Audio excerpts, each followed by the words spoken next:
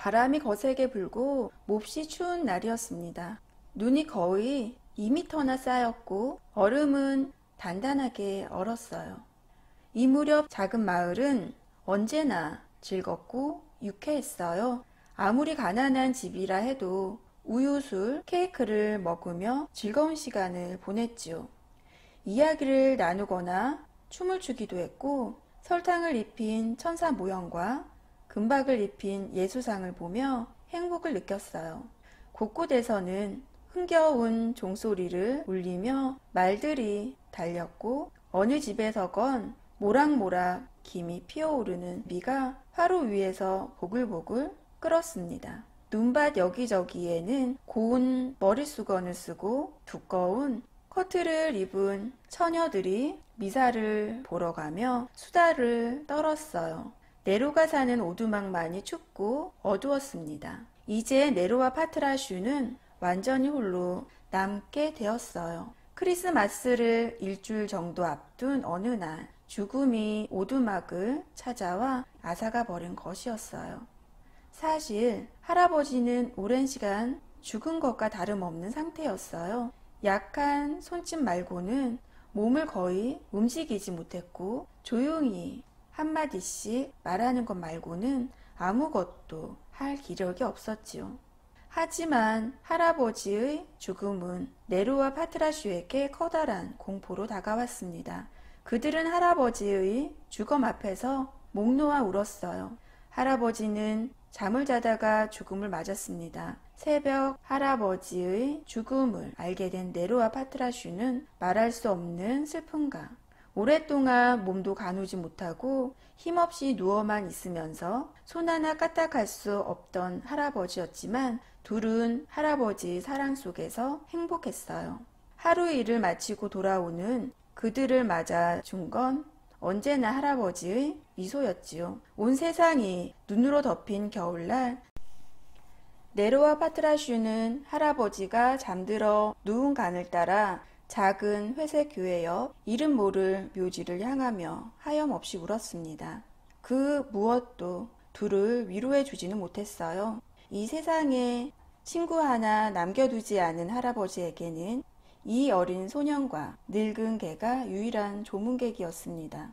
저희도 이제 화가 좀 누그러졌을 테니 풍차 방앗간이 안주인은 난로가에서 담배를 피우고 있는 남편을 보며 생각했습니다. 코제 씨도 아내의 마음을 알고 있었지만 마음을 다잡고 그 초라한 장례 행렬이 지나갈 때 빗장을 열지 않았습니다. 그러고는 혼잣말을 했습니다. 저놈 거지야. 아루와 근처에 얼씬도 못하게 해야 해. 안주인은 감히 아무 말도 못했습니다. 그래서 무덤에 흙이 덮이고 네로와 파트라슈가 돌아가고 난 뒤 안주인은 아루아의 손에 말린 국화로 만든 화환을 쥐어주며 묘비도 없이 눈으로만 덮여있는 무덤에 가서 공손하게 두고 오라고 말했어요. 네로와 파트라슈는 오두막으로 돌아왔어요. 슬픔이 감도는 초라하고 칙칙한 오두막에서도 둘은 위안을 얻지 못했어요. 장례 비용으로 다 쓰고 난 후라 밀린 집세를 낼 돈 한 푼도 없었기 때문이에요. 네로는 집주인에게 사정했습니다. 집주인은 매주 일요일 밤이면 코제 씨와 함께 술집에 가서 담배를 피우며 와인을 마시고 나는 구두 수성공으로 연민이라고는 없는 사람이었어요. 무자비하고 인색했으며 오로지 돈만 밝혔지요. 주인은 집세가 없으면 오두막에 있는 항아리나 냄비, 심지어 장작이나 돌멩이라도 내놓으라고 소리쳤어요. 그러더니 결국 네로와 파트라슈에게 내일 당장 나가라고 하는 것이었어요. 오두막은 정말 초라하고 어떻게 보면 끔찍할 정도였지만 네로와 파트라슈는 그곳에 깊은 애착을 느끼고 있었습니다. 그들은 한때 그곳에서 행복하게 지냈기 때문이지요.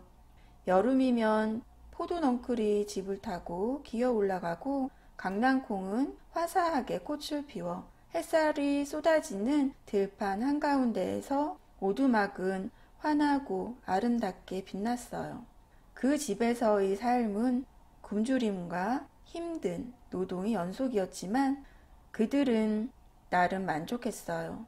달려오는 그들을 향해 어김없이 환하게 웃어주던 할아버지의 미소가 그들의 마음을 언제나 훈훈하게 해주던 곳이었으니까요.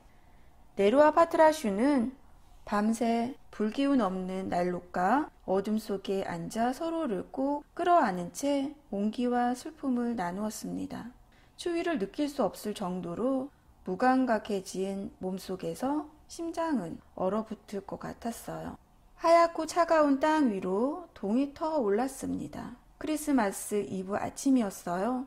네로는 몸을 떨면서 바짝 다가가 하나밖에 없는 친구를 꼭 끌어안았어요. 뜨거운 눈물이 파트라슈의 넓은 이마 위로 떨어졌습니다. 가자, 파트라슈. 괜히 늑장 부리다가 쫓겨나지 말고 어서 가자. 네로가 낮은 목소리로 말했습니다. 파트라슈는 네로의 말을 순순히 따랐어요. 그들은 정든 슬픈 마음으로 함께 나섰습니다. 그곳에서의 소박하고도 순수한 모든 일들은 이제 소중하고 아름다운 추억이 되었어요. 파트라슈는 초록술의 곁을 지날 때 마음이 아파 고개를 떨구고 말았지요. 이제 더 이상 그 수레는 파트라슈의 것이 아니었어요. 집세를 갚기 위해 수레도 남겨두어야 했기 때문이지요. 노세마구는 눈 위에서 반짝이며 나뒹굴고 있었지요. 파트라슈는 그 마구 옆에 누워 그냥 죽고 싶었지만 네로가 자신을 필요로 한다는 사실을 알고 있었기 때문에 이대로 무너질 수 없었습니다. 네로와 파트라슈는 오랫동안 익숙해진 길을 걸어 안트베르펜으로 향했습니다. 이제 막 날이 밝기 시작해서 대부분의 문들은 아직 닫혀 있었어요. 마을 사람들 몇몇이 길거리에 나와 있었지만 소년과 개 한 마리가 지나가는데도 알아채지 못했어요. 네로는 어느 집 문 앞에 멈춰 서서는 간절한 표정으로 안을 들여다보았어요. 할아버지가 살아 계셨을 때 수없이 친절을 베풀었던 집이었어요. 파트라슈에게 빵 한 조각만 주실 수 있나요? 나이도 많은 데다가 어제 아침 이후로 아무것도 먹은 게 없거든요. 자신 없는 목소리로 네로가 말했어요.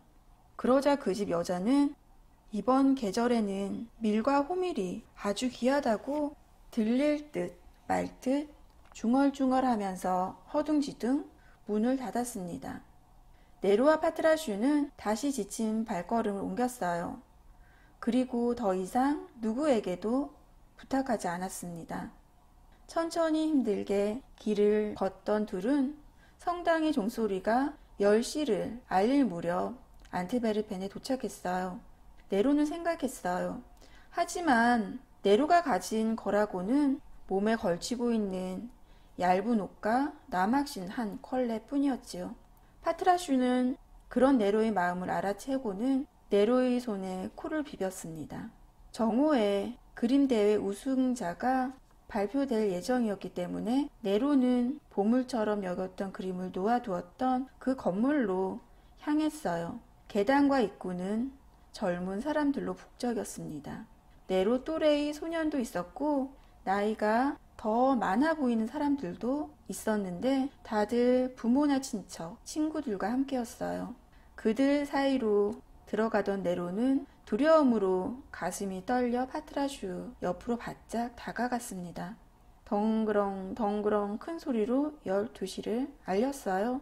건물 안 복도 쪽 문들이 열리자 열망으로 가슴을 졸이던 사람들이 몰려들었습니다. 우승작으로 뽑힌 그림을 나무 당상 위에 걸거라고 했기 때문이지요. 그 순간 네로는 안개가 낀 듯 눈앞이 뿌옇게 변하고 현기증으로 머리가 어찔하면서 팔다리에 힘이 풀렸어요. 겨우 앞을 제대로 볼 수 있게 되자 눈을 들어 높이 걸린 그림을 보았습니다. 하지만 그것은 자신의 그림이 아니었어요. 점잖고 느릿느릿한 목소리가 큰 소리로 우승자는 안트베르펜 출신으로 스테판 키슬링어라고 알렸습니다. 네로가 가까스로 정신을 차리고 보니 자신은 차가운 돌바닥에 누워 있었고 파트라슈는 그런 네로를 깨우기 위해 갖은 노력을 하고 있었어요. 저쪽에서는 한 무리의 안트베르펜 출신 젊은이들이 우승자인 친구를 에워싸고 환호성을 지르며 선창가에 있는 그의 집으로 몰려가고 있었지요. 네로는 비틀거리며 일어나 파트라슈를 꼭 끌어안고 낮은 목소리로 말했습니다. 파트라슈, 이제 다 끝났어. 모두 끝이야. 눈이 쏟아지기 시작했습니다. 북쪽에서부터 몰아친 매서운 눈보라는 죽음처럼 냉혹하게 들판 위로 불었어요. 네로와 파트라슈에게 무척 익숙한 길이었지만 눈보라 때문에 시간이 많이 걸렸어요. 마을에 도착했을 때는 성당에서 내시를 알리는 종소리가 들렸지요.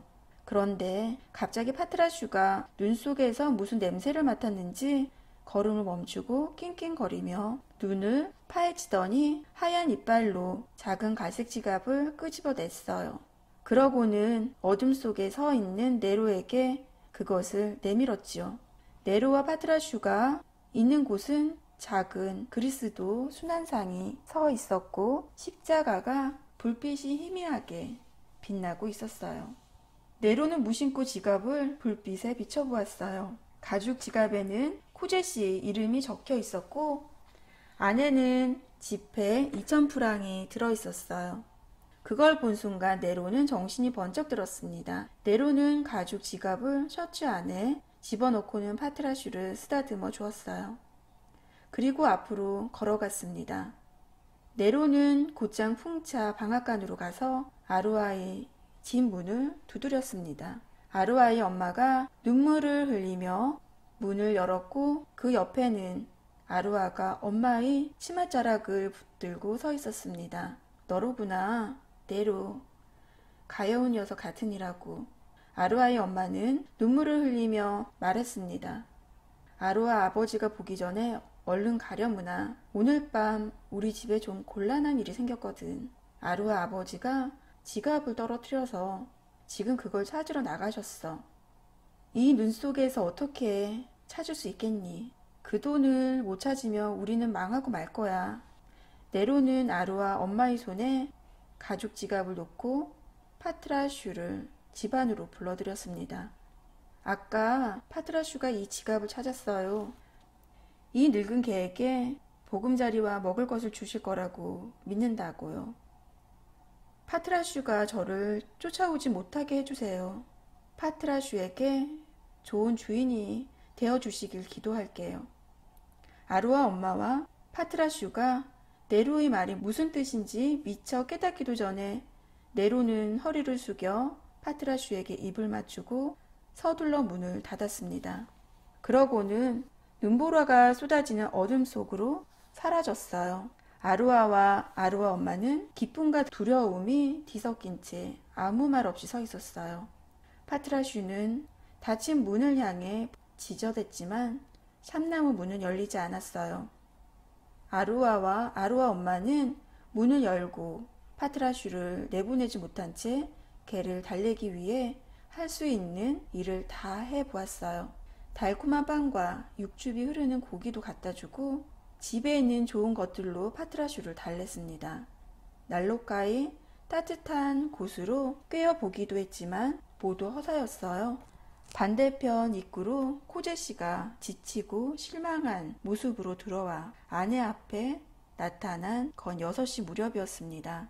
코제씨의 얼굴은 창백했고 심각한 목소리는 떨리고 있었어요.